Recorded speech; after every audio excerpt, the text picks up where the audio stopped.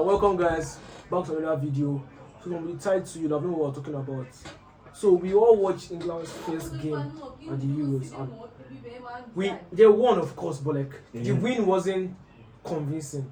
So it shows how so we're going to try to be the England manager and pick the best 11 which we think should start for England. So it's going to be like a quick video just to make things interesting. So we're going to start with my pick. So let me just go through the major ones. So I'm going to start with the goalkeeper. Of course, I feel like everyone will always pick Ford because why not? Like he hasn't done anything not to be picked. Then so I'm going to start with defense now. So Walker, because like he's strong, good pace recovery, can catch up to any winger. Defensively, he is very good, and that's what England need at the moment. They need to be strong defensively because they don't need that much. They don't need. I feel like him over trend because they don't need that much players to go forward because they have great quality up front. So they need a fullback who can stand his ground, be strong, and just defend properly.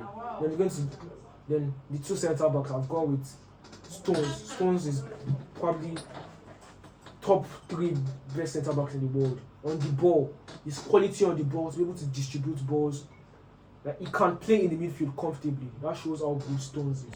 So yeah, I've gone with Stones there. His partner is going to be. They're not great options here, but the best of all of them is Gay. He didn't play bad in their first game against Serbia. Gay played very well.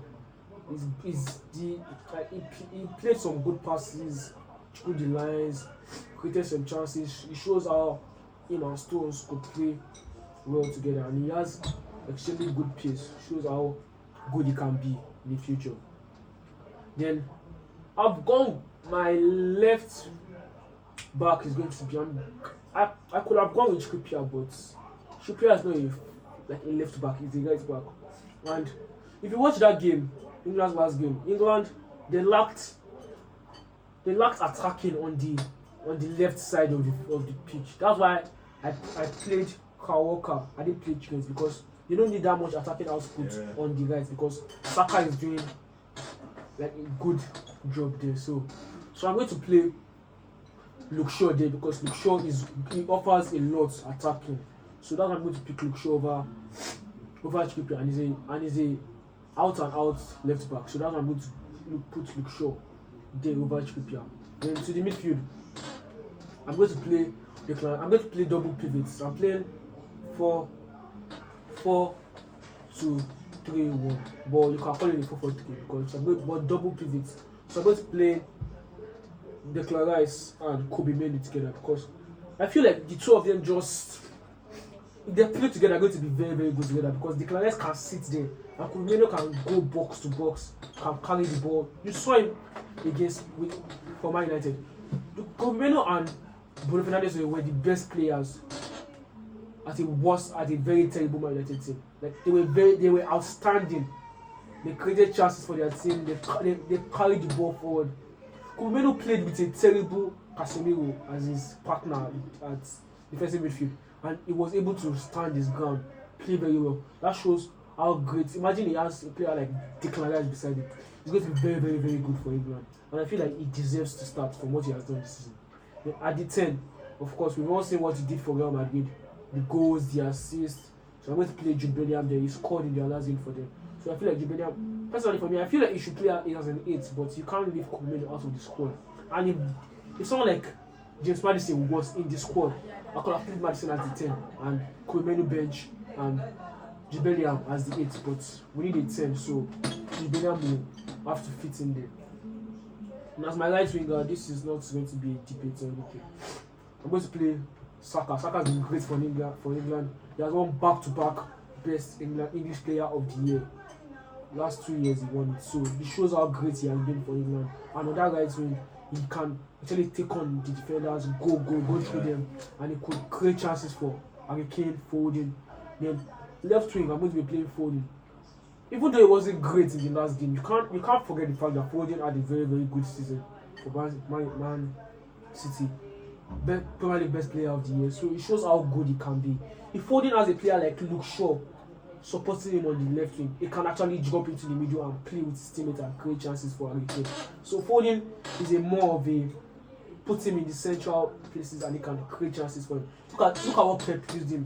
Look at the way Pep used him. Pep did not play him as a winger, played more centrally when De Bruyne was injured and he could create chances for his teammates. So I feel like if Luke Shaw comes into that team and he goes off the wing with Foden will be able to create chances and score goals for his team. And of course, England's best striker, you have to go with Harry Kane. This season he scored over 40 goals for Bayern Munich. Shows how good he's going to be. And Kane has to be at his A game for England to go far in the Euros. So that's a team I feel is best for England to use. So so my team, actually, first of all, before I start with the team, I just want to say Southgate out. If he doesn't win the Euros, he has got to go. He has been with England for almost 8 years. So he has got to go if he doesn't win the Euros this year. Even if he wins, there's still discussion about it. So, a goalkeeper, of course, in my opinion, the most underrated goalkeeper in the Premier League, Pickford, guaranteed number 1. My right back, I've gone with Kyle Walker. Again, offers that defensive solidity and he can even go forward at times. I saw it was a chance he created against Serbia yesterday. He ran forward, drove with the ball, and that could have led to a goal against Serbia.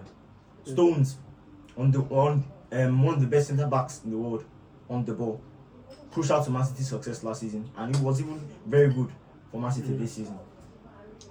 Pairing with Stones, I've actually got an interesting option. I've actually got Konsa. He was. So you're saying you pick Konsa over Mark? Yeah, no, because look at it.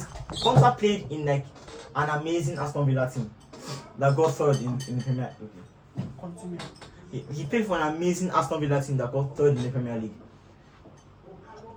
It was not easy to get that, and they need to have a very good centre back pairing to play against those teams who and the Premier League they have very good attackers. So I feel Konsa over Guehi. I feel like Guehi is a bit unproven because he plays for Crystal Palace. So I don't feel Guehi is that good or is better than Konsa.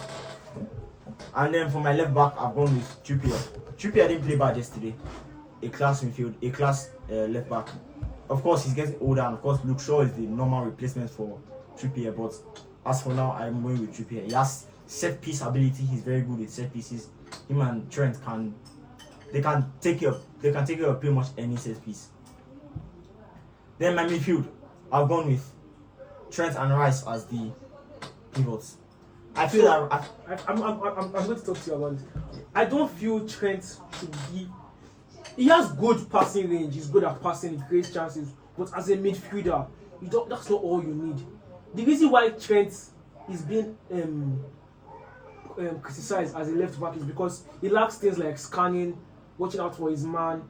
He doesn't look around to see his man. And as a midfielder, you need to have that. That's why it's a midfielder. That's why they should turn him into midfield. Because no, look at if he loses tracks of his man, how is he going to? It's going to make the job twice as hard for. But he makes up for it with his passing range. Look at it yesterday. Okay, how do you think they're going to get the ball to the wings? Do you think that is playing central? Menu can offer that too. Menu can he has the quality to carry the ball. Does the same thing that Rice does. Not the same Trent, thing. Rice doesn't have the passing range of Trent. That's why I put Trent over Menu. Trent has the passing range over Menu. Menu is a very good midfielder, no doubt. But I feel Trent offers more his passing range. He can even pull out a shot from anywhere and can score a beautiful goal. So I put him in Rice. Rice is the guy that will carry the ball because you want a guy that is box to box. Bellingham can do that. You saw it in the game against yesterday. Bellingham will drop deeper than Rice to collect the ball from the centre backs, push it, play 1-2 with Trent, play 1-2 with Rice, and deliver it to the wingers. So I've gone with Trent as my 8, Rice as the central defensive midfielder. Then I've gone for Bellingham with the number 10, of course, England's best player, a contender for the Ballon d'Or this season, and of course he has to start. Nobody else, I feel, can start over him. For the wingers, I've actually got something interesting. Left wing, I've actually cooked up Eberechi Eze. See, for the left bench, the Premier League best player for Eze. don't get me wrong. Eze is an exceptionally great footballer, but you cannot bench Eze. I mean, you cannot start Eze and bench Phil Foden. So you're telling me that okay?